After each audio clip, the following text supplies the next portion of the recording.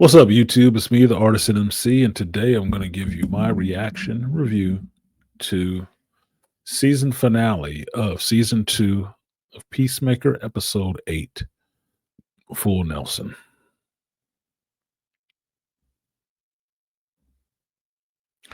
This must be the year wrapping around from the end of House of the Dragon season 2 of underwhelming season finales. Completely underwhelming. Nothing that's a hook that would say, "Oh, I just have to see this next season." No.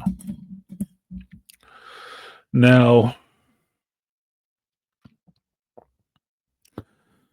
I just finished watching this episode, and for the most part, it has put me to sleep. I recorded this whole episode, and I can't remember anything really majorly getting a reaction out of me outside of them going into one dimension that looked like the Wizard of Oz, and all these little gremlins attacking them that look like demented gummy bears. Other than that, there were 3 standout scenes. 2 of them with Adebayo. Other than that, some of this shit was cheesy. Some of the stuff was superfluous. Some of the stuff was just pointless. Some of it, most of the rest of it was just stupid. Just stupid. Like, why is this here? Oh, okay. I can't believe that that episode was probably about an hour, and it felt like it. It felt like an hour worth of time wasted. Now, one storytelling good point. This episode opens up with 1 month ago, where you get to see Chris and Harcourt out on a date at Big Belly Burger. And Harcourt actually being opened up emotionally with Chris. She's having fun, she's laughing, she's smiling, she's joking and stuff like that. You get the sense that it's a first date like situation with them. They're on a date. They could say they were friends just hanging out. They were on a date. It was a date. There were date vibes going on. Now, while they're at Big Belly Burger,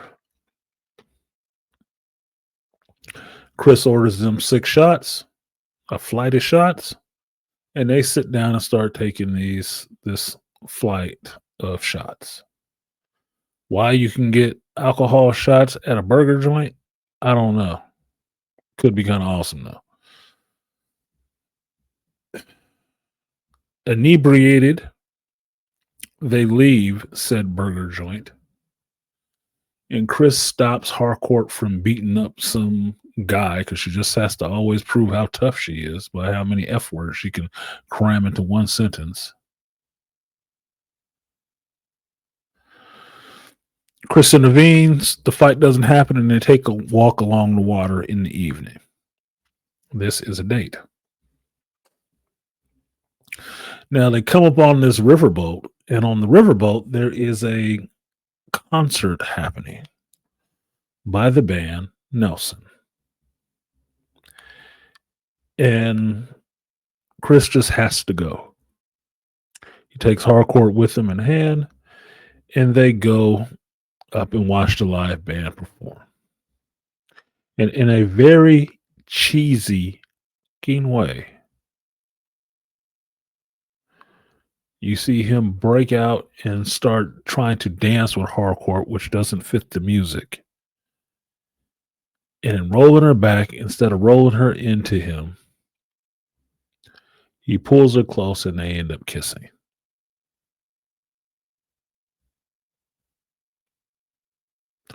Now, apparently, it's supposed to be so magical that it shakes Harcourt to her core and she just has to leave.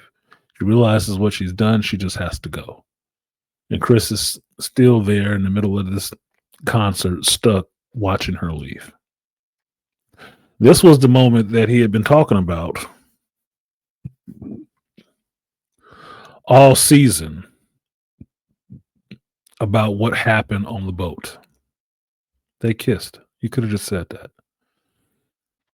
It was implied, but it was not said.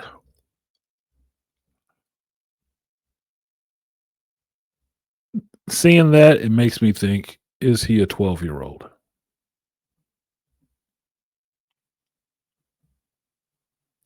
This is the dude who had a full orgy in his house in the first episode.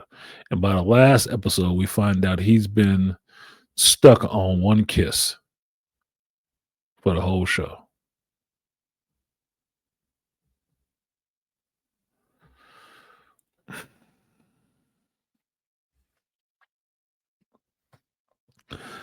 Flashing forward in time, thankfully,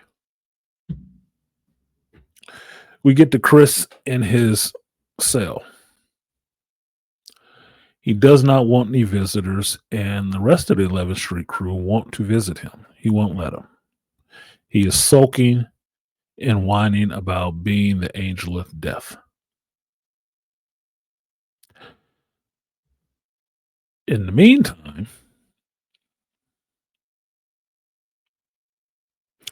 Adebayo goes to Adrian to talk to him. And what you see is that everybody from this crew is dealing with this a little differently. Economos and Harcourt got their jobs, so they're working with Argus.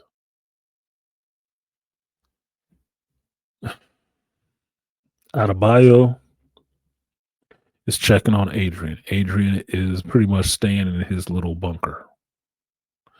And Adebayo comes down there to talk to him and basically pulls a stupid people's Jedi mind trick on him to get him to spend some of these pallets of money he has to get Chris a good lawyer to get Peacemaker out of jail.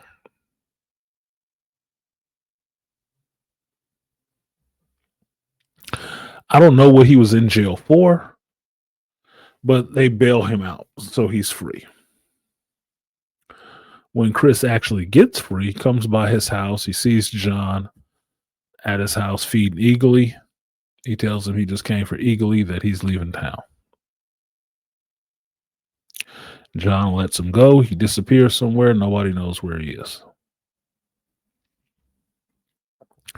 Meanwhile, at Argus, before this, Harcourt, Flurry are investigating the quantum unfolding chamber and opening doors to different places. How they open that portal, I do not know. The assumption is Peacemaker told him how to do it. He didn't really know how to do it either. But the assumption is he told them how to do it, which gave Argus access to the quantum unfolding chamber. And they send teams in there opening up all these doors to see where they go, because they're looking for a place that is habitable and close enough to Earth. Why, you ask? Wait for it. Now, because these missions are dangerous, some of the other Argus personnel end up getting killed. Some of the people that you saw in other episodes end up getting killed. This is supposedly, and I just say supposedly because it wasn't shown in the material that well, this kind of shakes Flurry a little bit.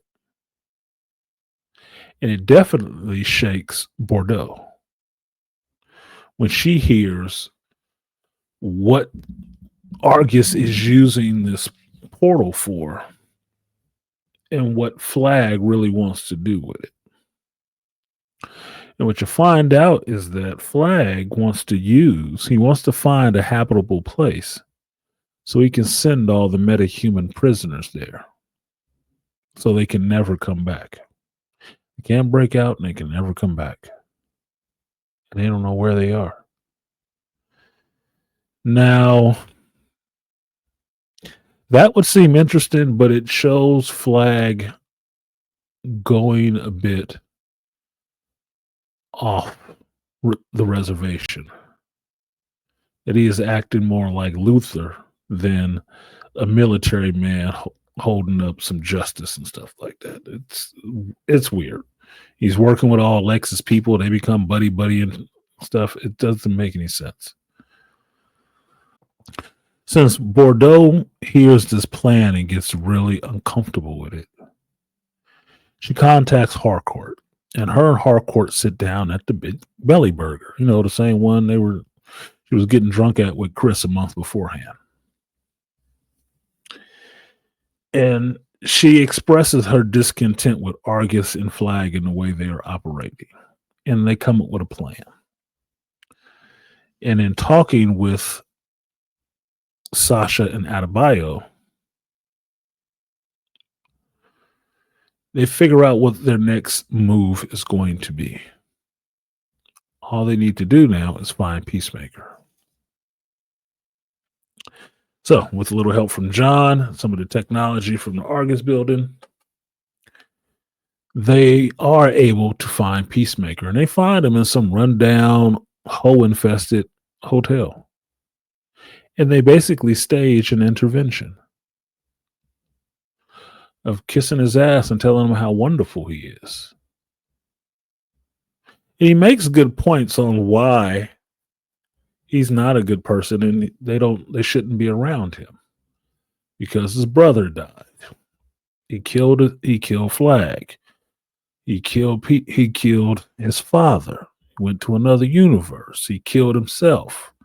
All the people that have died through the 2 seasons of the show that you've seen that have affected Chris. All right.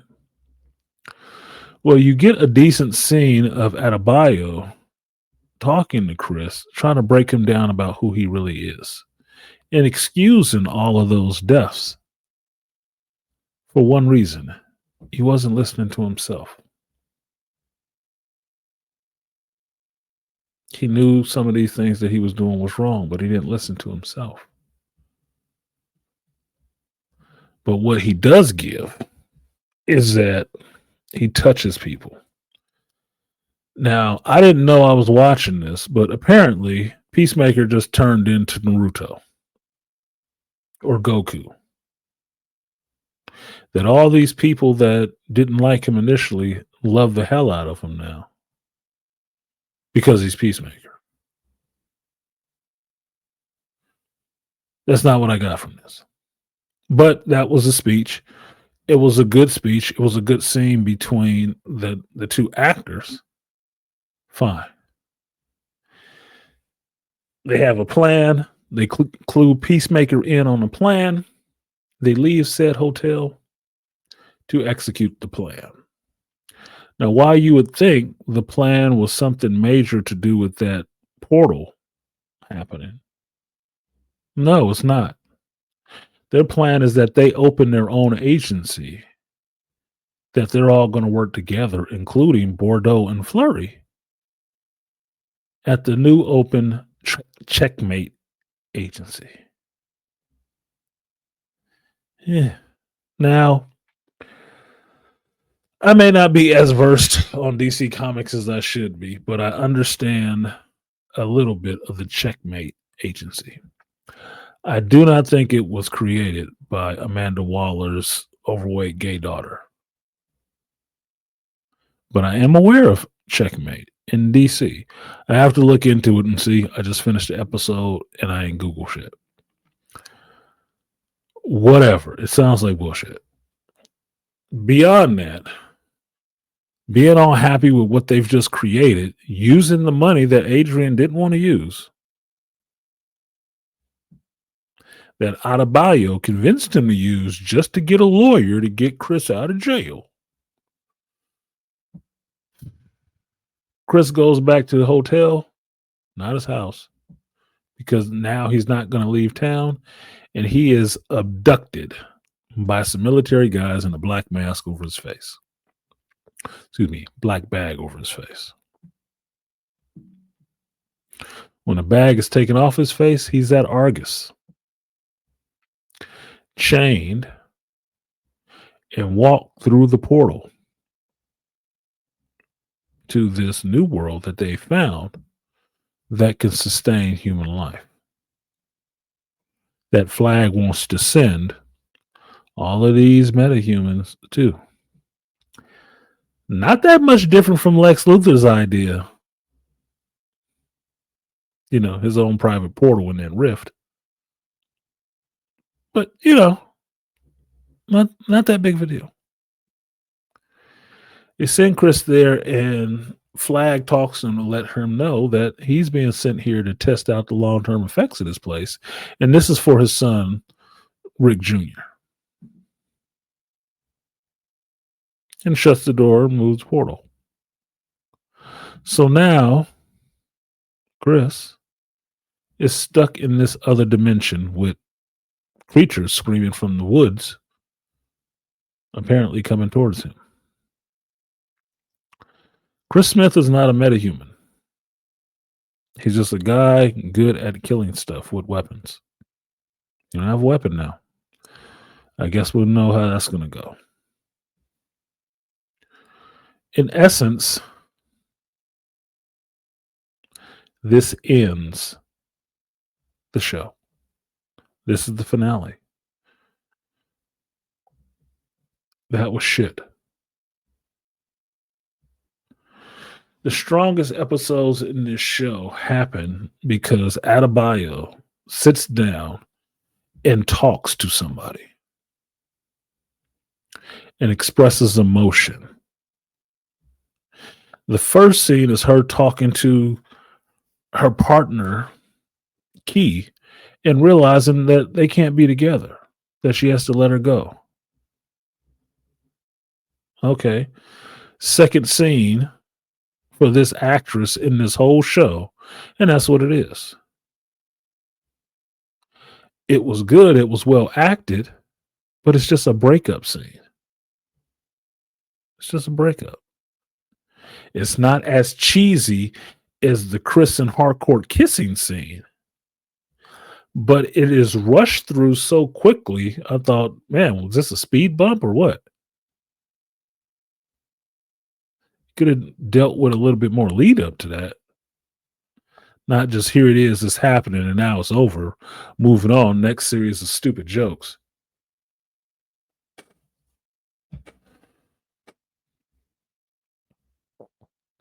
But that's it. That's the show.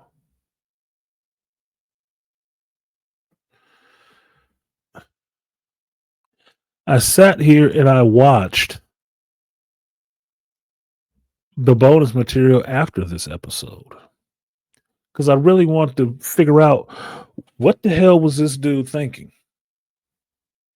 And sure enough, he really thought he was doing some epic shit. It wasn't. Even the scenes that you would see that, okay, maybe he spent some time writing these are not major. They don't last very long either. This was like an episode finale by overview. Nothing was fully fleshed out. It just happened, was thrown in your face and moved on to, or moved on from. It didn't feel any real resonance that anything was happening. Even with leaving the main character in another dimension was like, okay, so what? The other people find out, what are they going to do about it? Apparently, they just quit their jobs to open checkmate. So they're not going to have any access to figure out where he's gone. This is made worse by understanding the meta, the outside, that there may not be a season 3 of Peacemaker. Season 2 wasn't that good. It wasn't a banger. Season 3? Look, the scuttle is that they trying to sell Warner Discovery right now to somebody else. And that somebody else don't want James Gunn. So there might not be a DCEU in the next year. May not be enough time for him to write anything to get it made.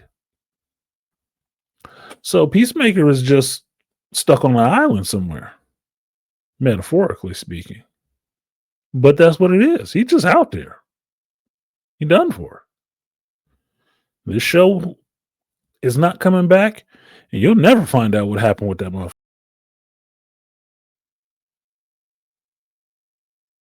Now, for me, I feel a little sad for John Cena in this because this was a good role for him.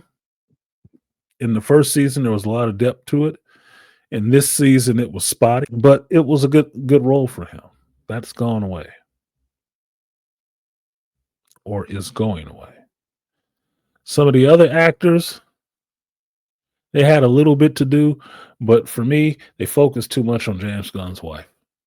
I didn't care about Harcourt's story. She likes to fight guys bigger than her and get beat up a little bit to have something to do.